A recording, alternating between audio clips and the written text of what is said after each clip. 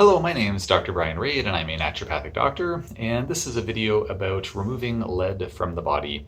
Someone had posted or sent me a question about what is my preferred way of removing lead from the body, and that's a really good question.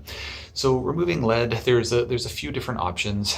There are certainly, to my understanding, some sort of nutraceutical, supplemental, maybe herbal ways to help remove lead from the body. Of course, our bodies are constantly trying to get rid of lead if it's present. The challenge with that process is that lead and other heavy metals bind really tightly to structures on or inside of our cells. If they are able to get inside of our cells, they have a particular affinity for our mitochondria. They're mitochondrial poisons, which is a really bad thing because mitochondria are so important for every facet of our health, either directly or indirectly.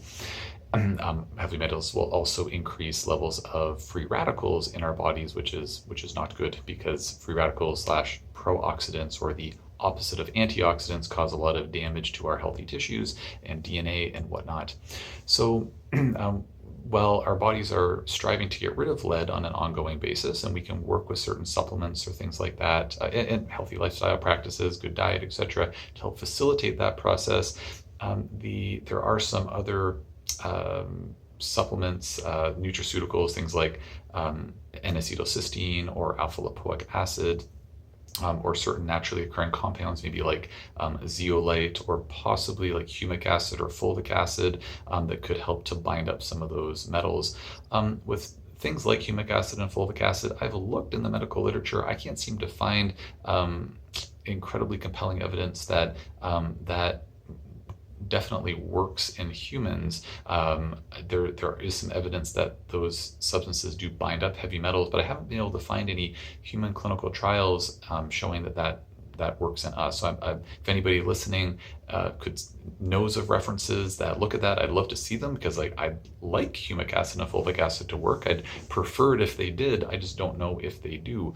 And so I'd be very interested in that information if anybody has it. So bringing it back to the question of, how do I prefer to get rid of lead? I prefer to get rid of lead, help to remove it from the body in the most efficient way possible. It's definitely my preference to try to get patients feeling better as quickly as possible. But of course, we have to balance that out with what their bodies are able to handle, what they can afford, what their personal preferences are, etc.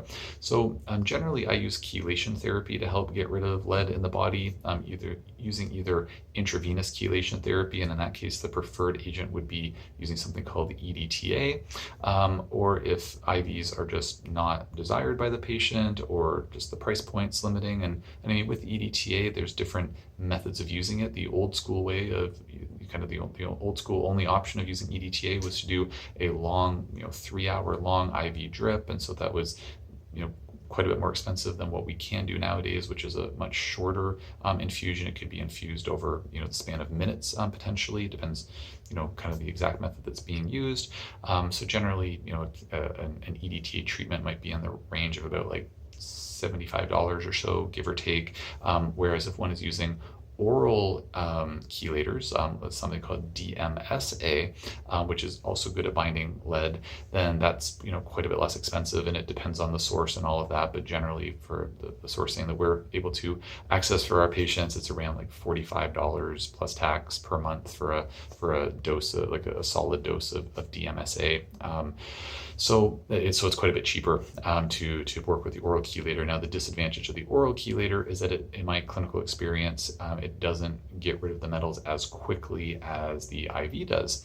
There's also some evidence to suggest that it might not be able to penetrate into lead reservoir areas like bone as effectively as DMSA. At the end of the day, I think that IV chelators and oral chelators can get patients to the same finish line, but I think the IVs, in my experience, do get them there faster, and sometimes you have to play a bit more of the waiting game to get DMSA to get you to the same place. One other option, actually, is as I'm going on here, just remembering that there are EDTA suppositories that can be used as well. There is some evidence to suggest that they work in that they do work. I have used them with some patients. I personally found in the fairly small number of patients I used them with, I probably only used them in maybe a dozen patients over the course of time, and I didn't really find that it was dropping their metals very quickly. And so I just found the oral version worked better, and go figure, patients prefer using oral DMSA to suppositories of EDTA. So I found that the oral was better for a number of reasons. So chelation therapy is my go-to for lead. It's not a unique answer, but that is my answer. So I hope that answered the question. If there's any further clarification around this or any other questions, just feel free to post it in the comment section below. And I hope that this information was helpful.